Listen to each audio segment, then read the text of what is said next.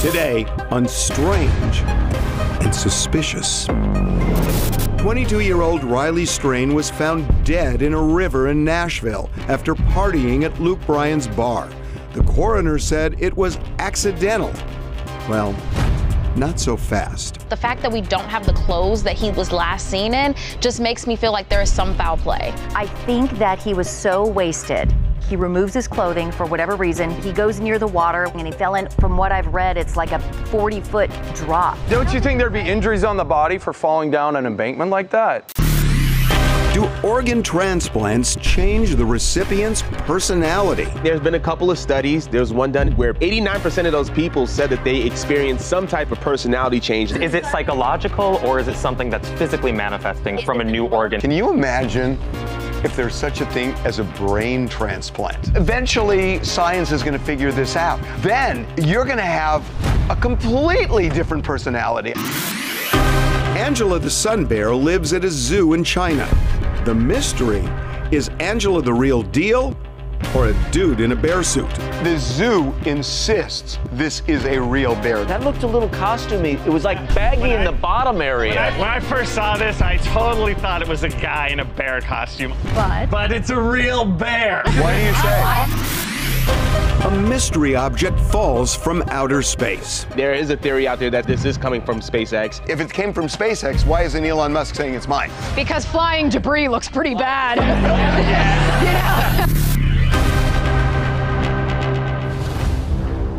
One of the most mysterious cases this year for me is Riley Strain's death. He's the guy who was in Nashville at Luke Bryan's bar. He went missing. 2 weeks later, they found his body in the river. And everybody is saying, the coroner and everybody else, that it's accidental. There's something weird about this. So what's really weird is they find him with no pants, no shoes, and they're not anywhere on the riverbed, so where did they go? And it's hard to take that off in the water, right? I feel like it could have been accidental, but the fact that we don't have the clothes that he was last seen in just makes me feel like there is some foul play. So here's what we have seen so far from the surveillance. This is Riley leaving the bar, Luke Bryan's bar, and he clearly looks wasted, right? Yeah. So no doubt about that. Now, the next video. Here he is continuing to walk. Now watch what happens. Clearly impaired, right? Where's he going in such a hurry? We don't know where he's going. He may not know where he's going either, unfortunately. So this is the last video of him walking around. And again, he's messed up. But here's the weird thing. Now watch this, that shortly before he disappeared, he had an interaction with a cop. Listen carefully to this. How you doing, sir? I'm good, how are you? Good. I know that's not a lot, but he said, I'm good, how are you? He sounds okay. Well, I think that's the adrenaline that kicks in when you see a cop. You're like, okay, I gotta keep my together for about 2 seconds till this cop is out of my sphere, and that's what he did. Okay, I will concede this. He did have almost triple the legal limit in his system. 0.22. So he was clearly wasted. We know that. The fact is that even with this accidental passing away, there was no water found in his lungs. Drowning victims all the time will often not have any water in their lungs because during the process of floating around the river, it gets expelled. But he's in the river with no pants, with no boots. How does that happen? Nobody's really thinking about the idea that he could have fallen into the water and took the clothing off himself in an attempt to be a better swimmer, especially if he's inebriated. Kick off your boots, take off your pants, they're waterlogged because you slipped in while you were at the edge of the water. Kicking off your boots in the water is hard. He had a belt. You know, that's tough to just get off unless it was intentional. That's a big deal. I think that he was so wasted that I could see a scenario where he removes his clothing for whatever reason, his boots, he goes near the water. From what I've read, it's like a 40-foot drop. So he just lost his footing and he fell in. Don't you think there'd be injuries on the body for falling down an embankment like that? The autopsy didn't indicate any. Maybe he planned to go in the water. He's so drunk. Where are the clothes? Well, that's like a homeless embankment. They would take his clothes. Okay, here's the thing about that. If you're right, and he took his clothes off on the riverbank, it would have been next to the credit card. And if some homeless guy is seeing the clothes and takes the clothes, he's gonna also take the credit card. I think it's more likely he was actually meeting up with somebody, right? Because even though he's really intoxicated or whatever, he's heading away from the hotel. Away from where he was staying. Right, he had some idea that he was gonna go somewhere else. And why? If he was telling his friends he's going back to the hotel, he goes a different direction. I think he was probably going to meet up with somebody, and then he was kind of in a hurry, like, I'm gonna meet a girl, whatever. But he's not from there. He was drunk. He probably thought he was going in the right direction. He was genuinely going in the wrong one. He already wasn't making good decisions. He got kicked out of a bar for a reason, right? I think it's more likely somebody jumped him because they saw he was drunk. This happens all the time, figuring, hey, those are some nice jeans and sneakers, bro. And then, you know, he was passed out or whatever, and then they took his stuff. Well, then how does he get in the river? They throw him in the river. I mean, the other thing too is when you're drunk, you can feel overheated. You can feel hot, okay? I mean, when you're drunk, you're like, I'm so hot. And so maybe he took off the clothes because he was like, and maybe that was why the water seemed appealing. He's like, I'm so hot, I want to just cool myself. If you're that hot, you take your shirt off. Here's the problem for all of us, is we're trying to judge this as rational, logical, sober people, what a highly intoxicated individual's, doing. And the truth of the matter is that people who are intoxicated have a higher likelihood of dying by accidents. They just do.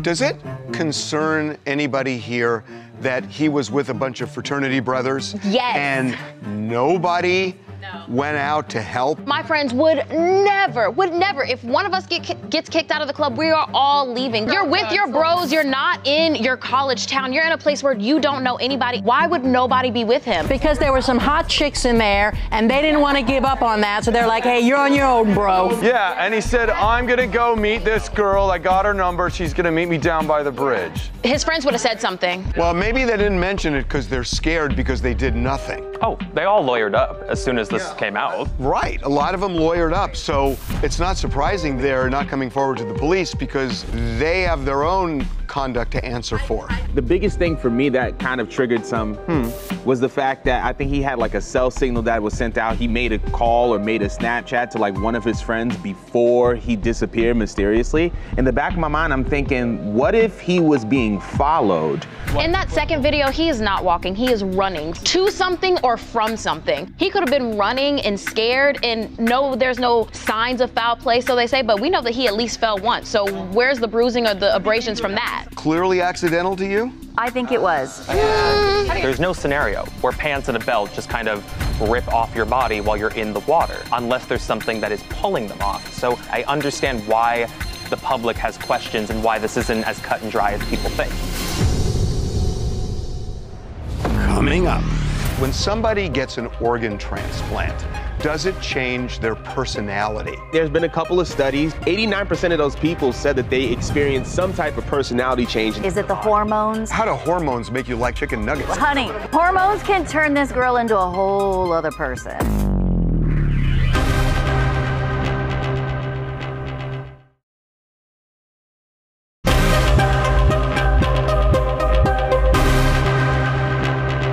I have been fascinated with this for years, that when somebody gets an organ transplant, does it change their personality?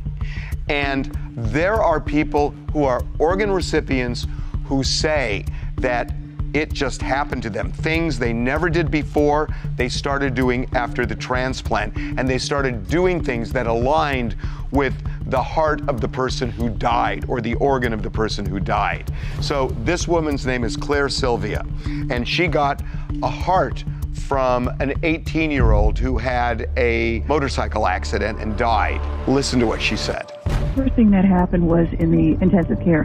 When the people from the press came in, they asked me, now that I had this miracle, what did I want more than anything? And my reply was, I'd die for a beer right now. A beer, and I'm not a beer drinker. And that kind of took me by surprise that I had said it. My thought was, well, maybe my donor was a beer drinker. I had received the organs of a young man who had been killed, an 18-year-old had been killed in a motorcycle crash. I found my donor family. They corroborated all these things, the food preferences and so forth. And they said, well, you know, Timmy's favorite food was chicken nuggets. When they said that, I said, oh, my God. I never told anyone this, but the first thing I did when they gave me permission to drive myself was I found myself going to a Kentucky Fried Chicken place to get chicken nuggets, something I've never done before. It's not a far-fetched idea. I mean, there's been a couple of studies. There was one done in 2002. I believe it was like 23 heart recipients, 24 other organs. 89% of those people said that they experienced some type of personality change, and that comes with new memories. It comes with improved cognitive abilities. But the question is it psychological or is it something that's physically manifesting from a new organ? Is it the hormones? Because I think when they put a transplant, a new organ in your body, your hormones change. Yeah, but how do hormones make you like chicken nuggets? Well, honey, hormones can turn this girl into a whole other person. Yeah. So Dr. Paul Pearsall, a really great book called The Heart's Code, where he summarizes all of these studies. He's a psychologist. And he looked at heart transplants and other organs where it was more than just, I changed my habits. The way that it works, so according to him, is what he calls a subtle L energy, where each of these cells is always connected to that person. And it really gets into the theory of quantum physics, where you have this non-locality. Every electron is simultaneously in different locations.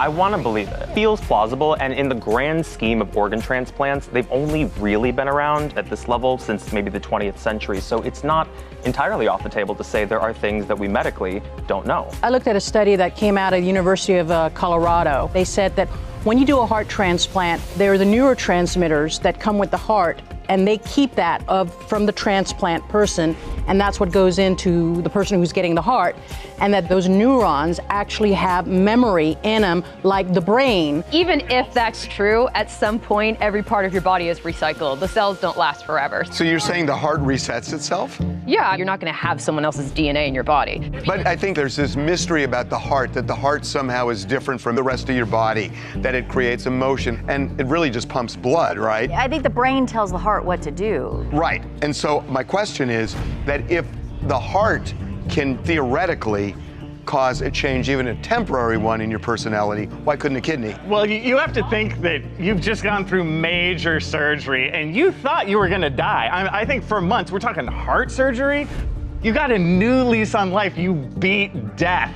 So once you beat death, that's gonna change your personality. Totally, but what they're saying though is that the data shows that it's more than just the adjustment to that life-changing experience of facing your mortality. They're saying that the changes aligns with facets of the donors. That's the part that raises a question mark. And I do wonder about selection bias, because you might have people that really did know more about the donor than they're admitting that they knew. Maybe it got out to them before they had their surgery. You know what? It just blows my mind, and this will not happen in my lifetime, I'm sure, but maybe at some point, can you imagine if there's such a thing as a brain transplant? It's not possible. You say that now. Eventually, science is going to figure this out. I mean, nobody thought you could keep a human being alive when you took their heart out, but we have machines that do it. So if that happens someday, then you're going to have a completely different personality. There's experiments being done right now so that you can grow your own teeth. So when you lose a tooth, you can grow a new tooth. So if they're looking at doing that, it's only a matter of time when they're figuring out how to grow a secondary brain for yourself or any other limb. This is wild. Once again, science fiction often leads the way for true scientific technological developments. Coming up. There is a Malaysian sun bear named Angela. The bear has some unique qualities. The bear can wave, the bear can engage people, and the question, is it really a bear or is it a human in a bear suit? Look at the posture, that's amazing.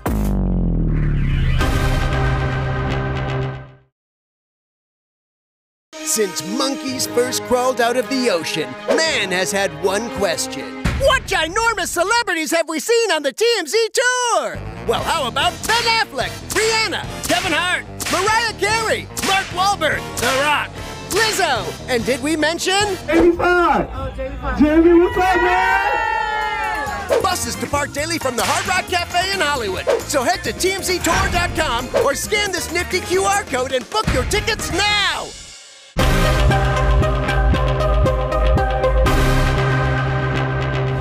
So this is one of my favorite stories this year. There is a Malaysian sun bear named Angela in a zoo in China. And the bear has some unique qualities, talents. Bear can wave, The bear can engage people. And the question, is it really a bear or is it a human in a bear suit?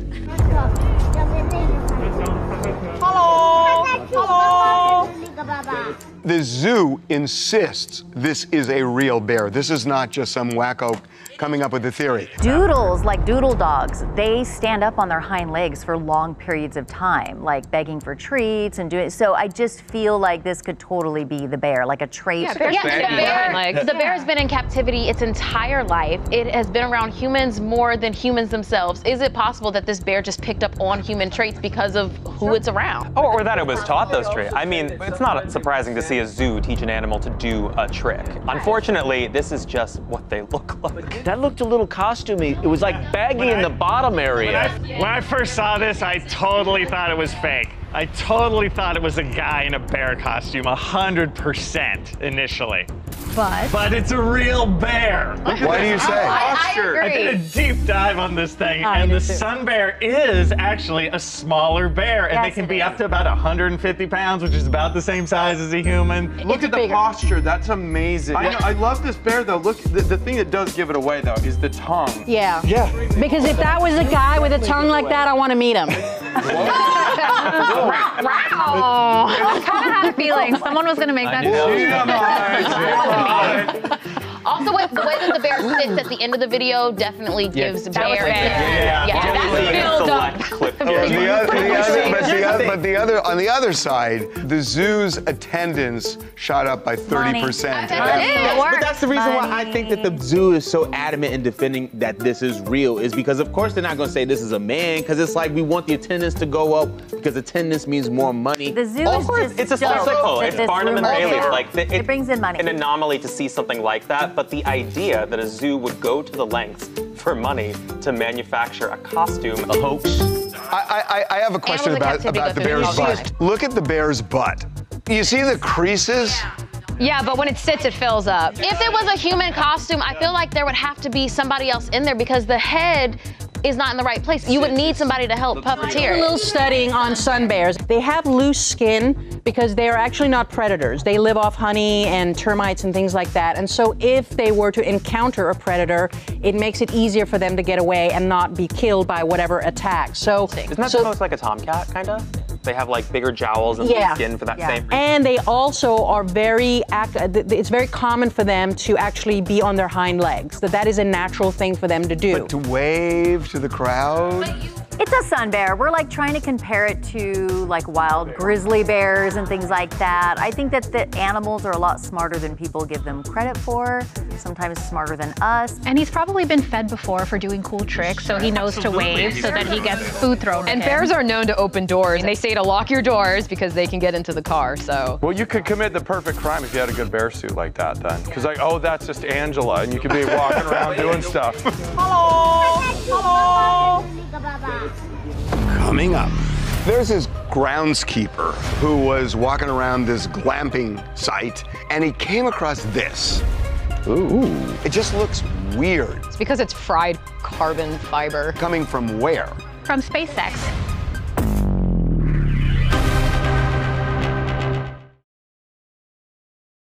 Where do you go to get in the know? We've got a podcast for that. The TMZ podcast goes deep. The first thing that feds did when they entered disabled all of the surveillance. While TMZ Verified talks social media trends. And don't sleep on the Swift T-Pod. We're obsessed. And so is she. Track 5 is her most emotional song. Finally, get to the hook, where these guys geek out over music's iconic moments. TMZ Podcast, where you go to get in the know. Available everywhere now.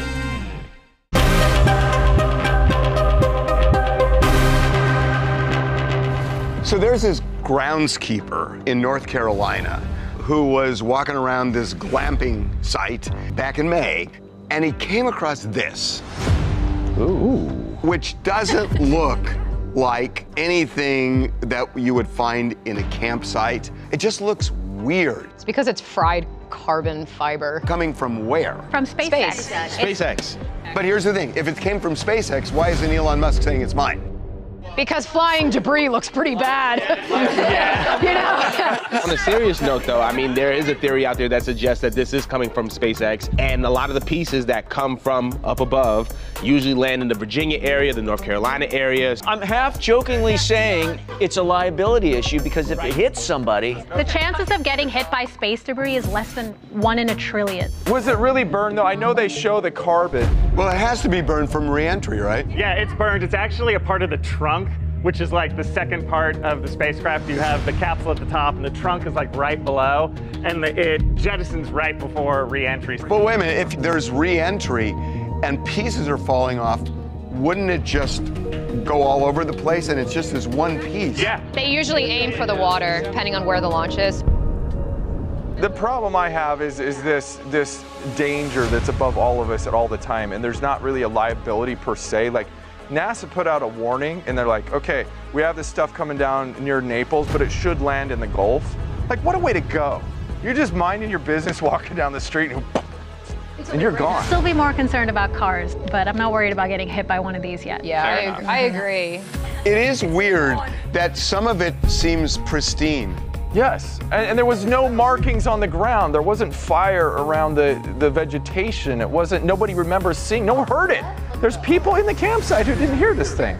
I'd put that on my fireplace. I don't care. I'm not giving it back. Why am I getting the feeling that Kanye West is gonna like use this for like as an inspo for his next fashion line? I just have a feeling.